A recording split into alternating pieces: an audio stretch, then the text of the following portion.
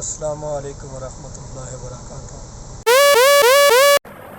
यार लड़की मोटरसाइकिल चला रही है। ऐसे जुमले तुसी कई दफ़ा सुने होंगे।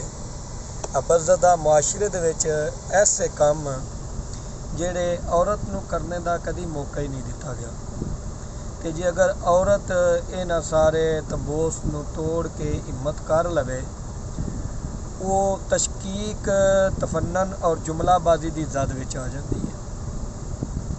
माजी विच वेख्या गया है कि औरतां नूं घोड़सवारी भी सिखाई जाती सी। माजी दियां शहजादियां जिहड़ियां ने उन्हां नूं बतौर खास घोड़सवारी, तीर अंदाजी ते तैराकी दियां मशकां दित्तियां जांदियां सन। उन्हां ने सिखाया जाता सी, जिहड़ा कि अज दी ये बाइक चलाने की निस्बत बहुत ज़्यादा मुश्किल काम सी। अजकल बाइक चलाना इस कदर हैरानी का आलम क्यों है? क्या ये अजीबो गरीब काम कर दिता है कोई उन्होंने लड़कियां ने, या ये सिर ते कोई सिंह निकल आए ने, या वो इस मुआशरे में रहने की हकदार कोई नहीं? मेरा मनना ये वे कि लड़कियां ने हुनर तो आरास्ता किया जाए, उन्होंने रोज़मर्रा की जिंदगी दे विच सारे कामां दी महारत होनी चाहिए है। रस्मी तलीम दे नाल उन्होंने लाइफ दे विच सर्वाइवल करना भी सिखाया जाना चाहिए। ठीक है, तो ये जुमलेबाजियां जिहड़ियां ने ये तो परहेज़ करो, और जिहड़ियां साडियां भैणां मजबूरियां दे तहत बाहर निकलदियां ने, तुहानूं चाहिए उन्हां वास्ते हौसलामंदी का जरिया बनो। उन्होंने हिम्मत दिओ, ताकत दिओ, और उन्होंने कहो कि मेरी भैन असी तेरे सिर ते हाँ, असी तेरे वीर हाँ।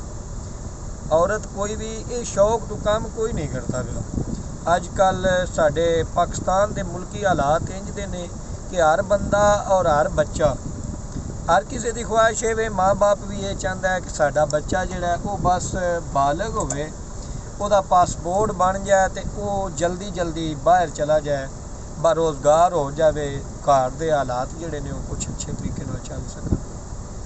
तो बच्चों की भी यही ख्वाहिश है, तालीम हासिल करके भी पाकिस्तान दे विच कुछ अच्छियां जॉब्स नहीं हैं। 100 दे विचों 1-2 कोई लग जाए तो इतनी वड्डी कोई गल नहीं है। साडे अजकल दे बच्चे भी, उन्हां दा भी अपना माइंड भी यही है कि बस पासपोर्ट बने, उम्र पूरी होवे ते जाओ।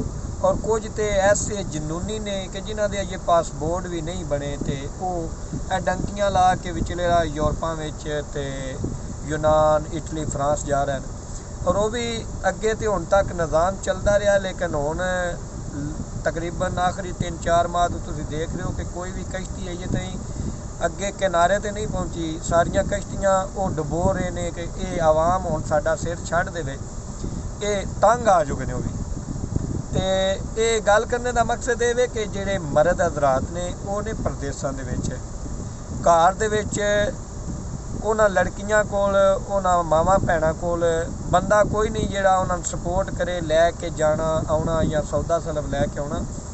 तो जे अगर वो बाइक चलांदियां ने तो ये कोई एडा वड्डा मजायका कोई नहीं है, वो मजबूरी के तहत चलांदियां ने। तो उन्हां दी कदर करो, उन्हां दी इज्जत करो, उन्हां दी हौसला अफजाई करो।